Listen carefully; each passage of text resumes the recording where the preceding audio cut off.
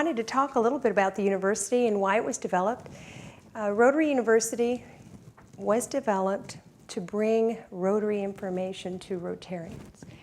You see, Rotary is the oldest, largest, and most influential humanitarian organization in the world. The challenge is this organization is 100 years old. And how do you learn 100 years of history, 100 years of information? And it takes a long, long time to do so. And so with that, we wanted to pull this information together because one of our past governors always said, Doyle McKinney, for those of you that know him and love him, would say, there's never enough Rotary information.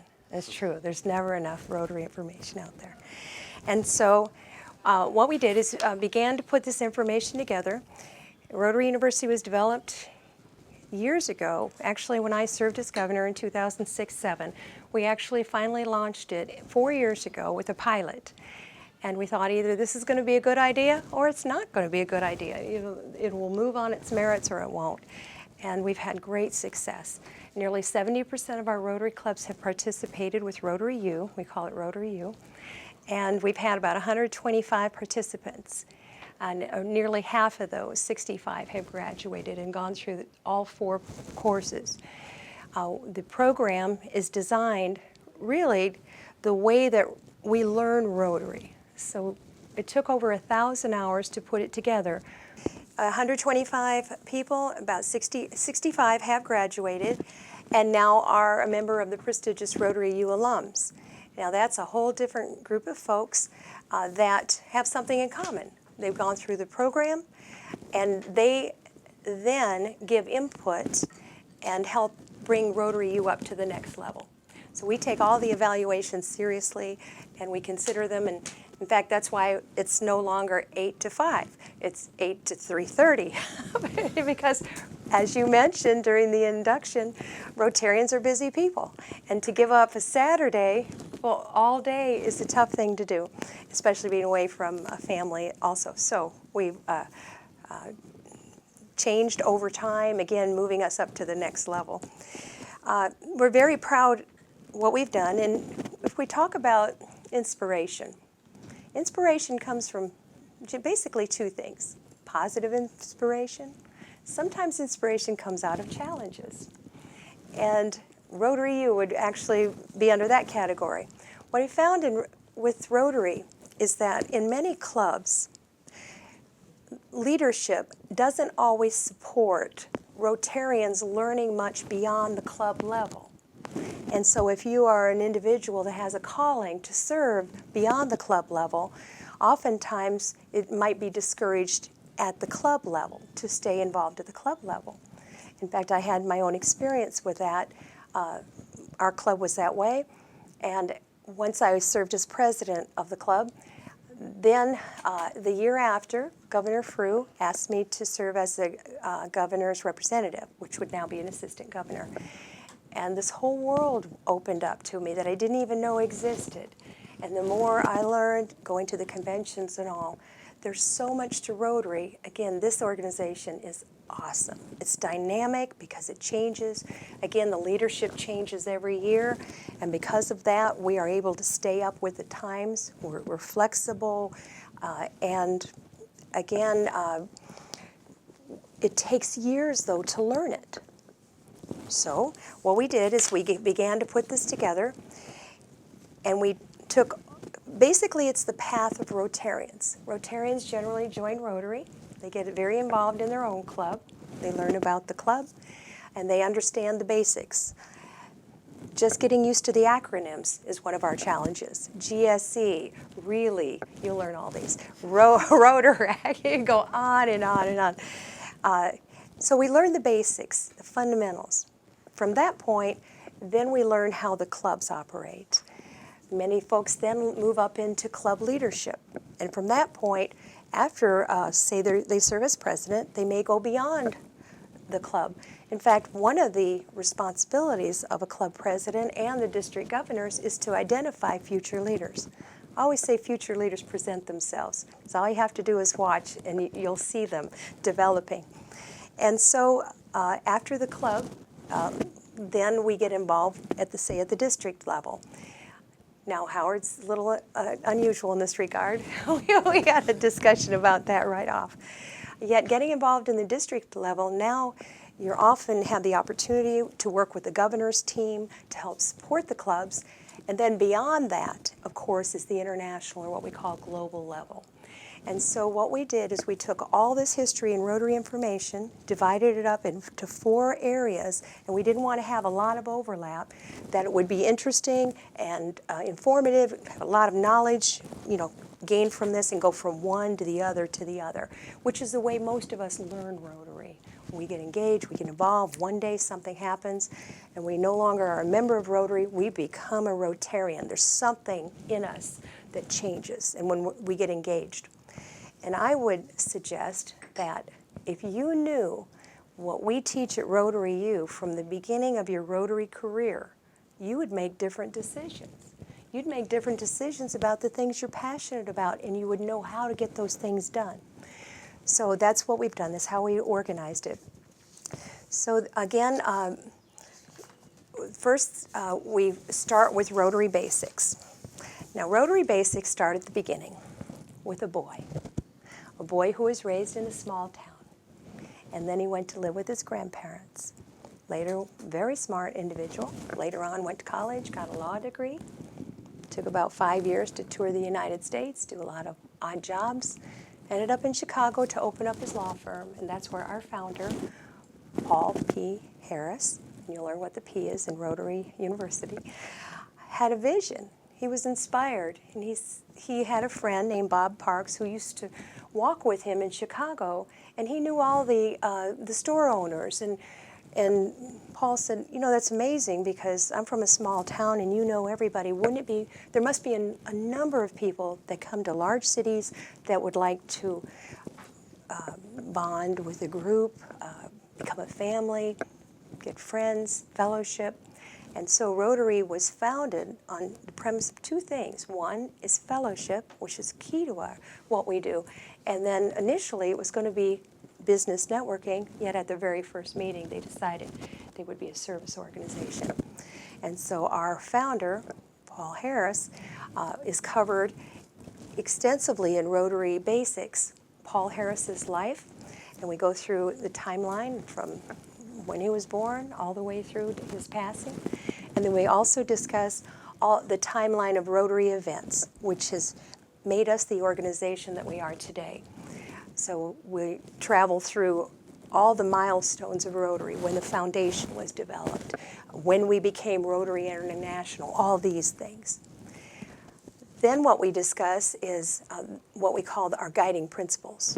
And those are our code of ethics, our mottos, service above self, these types of things, and in detail. So when someone's attended Basics, they pretty much have a very good foundation of what Rotary is all about. Now, you might think that new members are the only ones that attend Basics. However, those folks that have attended range from their first week in Rotary to 35 years in Rotary. Because we're dynamic and we do continue to change, what happens is those that have been in Rotary a long time have the opportunity to be brought up to date on new things that are happening as well. So that's the first part, Rotary Basics. The next part, and the next program, is Club Operations, or what we call Club Ops. Club Operations covers the functioning of healthy and effective Rotary clubs. And as with the clubs, the clubs are the cornerstone of Rotary. It is the heart of Rotary. Clubs enjoy a lot of autonomy. In fact, many times you'll go to a Rotary club, say in Paris, and then you may make up a Rotary club meeting in Mount Vernon, and the culture will be incredibly different. We're all a member of the same organization, yet at the same time we're very, very different, and we enjoy that difference.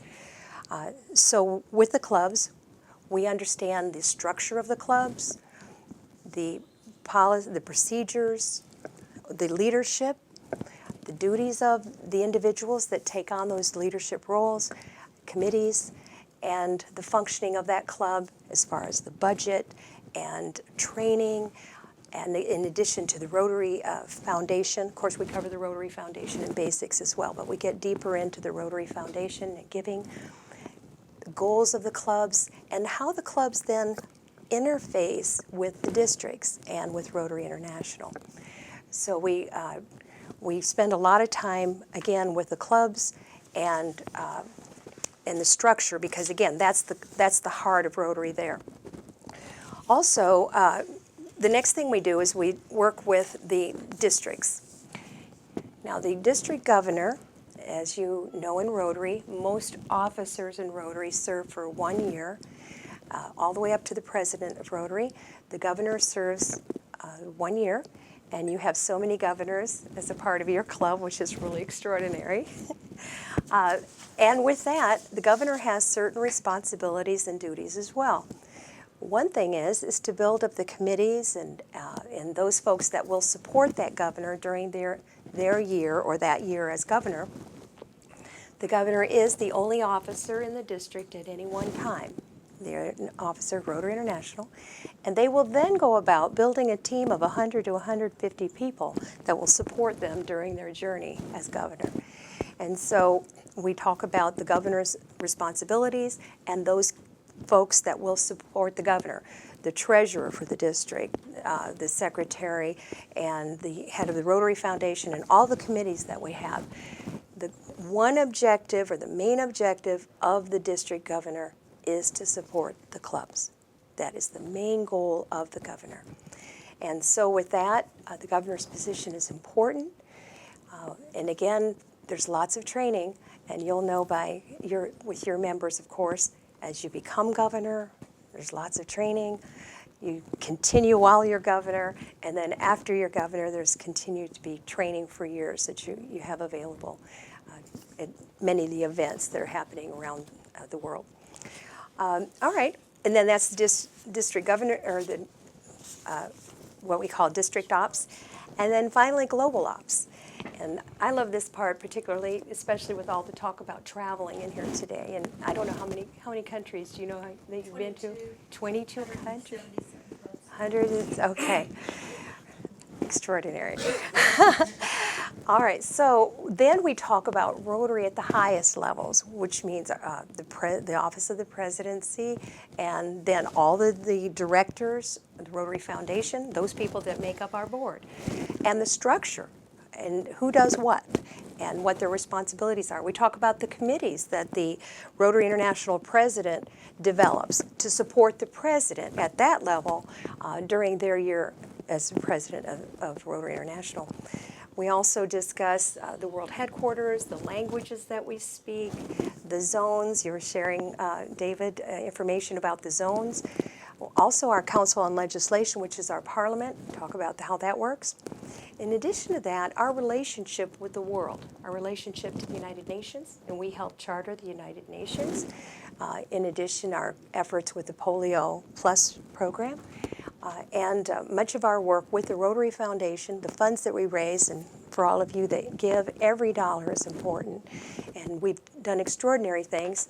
One thing would be our Rotary, the Polio Plus project, which is the largest global health initiative in history, and it was formed by Rotary, which is a great achievement.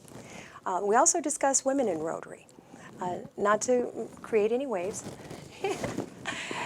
Yet for those clubs, as we were discussing earlier, that don't yet have women, they found that women came in and actually do a lot of great work as well. Public image of Rotary, and then also resources. One thing is Rotary is so immense. Part of it is just knowing where to go if you want to get something done. And what I love about Rotary, and I truly believe this, and Linda, I guess maybe if we had discussed this, you'd probably agree. I believe in Rotary, you're 3 phone calls away from contacting almost anyone in the world. Contacting a district or a director, to getting to the people that you need to if you're interested in a project or a fund, a program or so. All right, I'm just trying to hit some highlights, so pardon all the papers. We put together, thank you. We put together 2 different semesters, one in the fall and one in the spring. And the dates that are coming up, again, September 19th, October 17th, November 14th, and December 5th.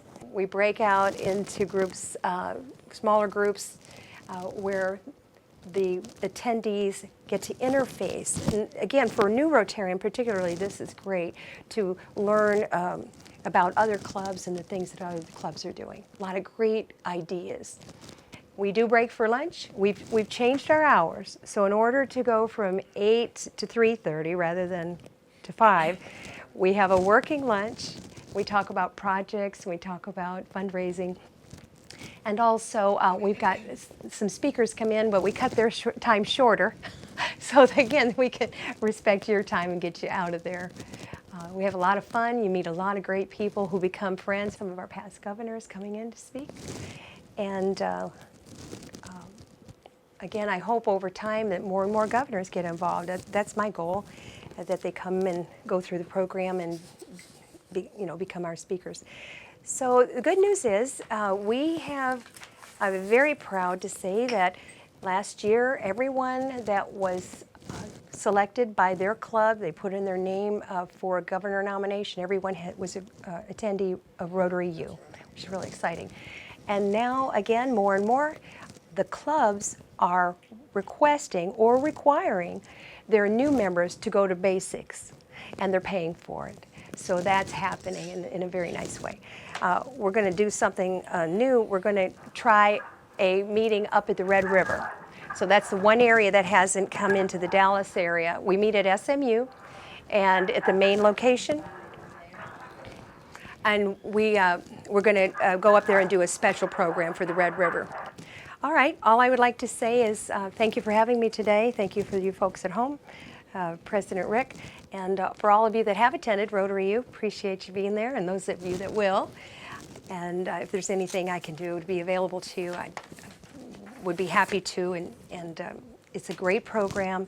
And again, the alums are the ones that are making it better and better, because they're the ones that come back, give us the ideas. We incorporate those, we test them out, we see if it works, and they've been a great asset for us as well. So thanks for having me today.